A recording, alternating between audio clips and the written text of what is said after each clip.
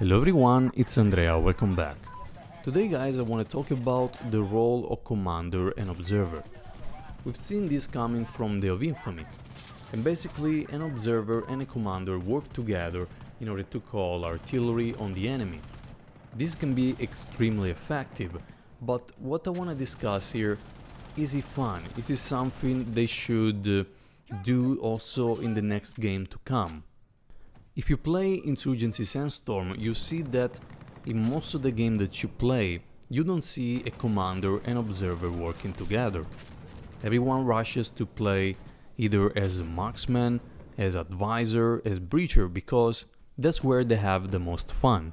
And while New World Interactive is trying to reward the players who choose a team play, because fire support can be very strong in the game mode push, we can also argue that this is not the most fun way to do it. You can be effective, but you want everyone, commander, observer, every role to have fun. When you spawn as commander, usually you have to pray for a good observer that follow you. And when you play as observer, you don't know which commander you're gonna get. Is it gonna know how to use commander, how to call fire support, when to call fire support? So people in the doubt usually don't pick those roles because they're bored of, hoping to get someone good on the other role. Also, playing observer is not the most exciting thing to do, following your commander and waiting in cover for him to call artillery. Sometimes you can't even shoot someone because if you peek out of your cover, enemies will kill you and the artillery won't go through.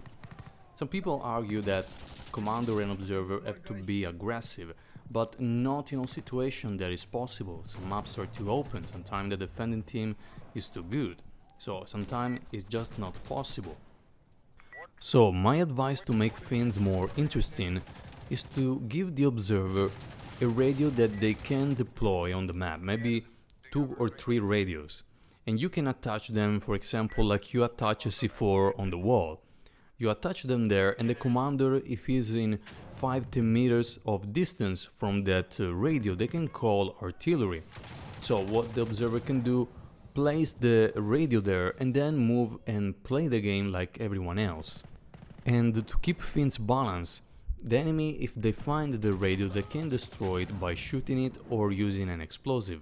And instead of showing the icon for the commander of the observer, you show the location on which the radio is deployed, so they know where to go.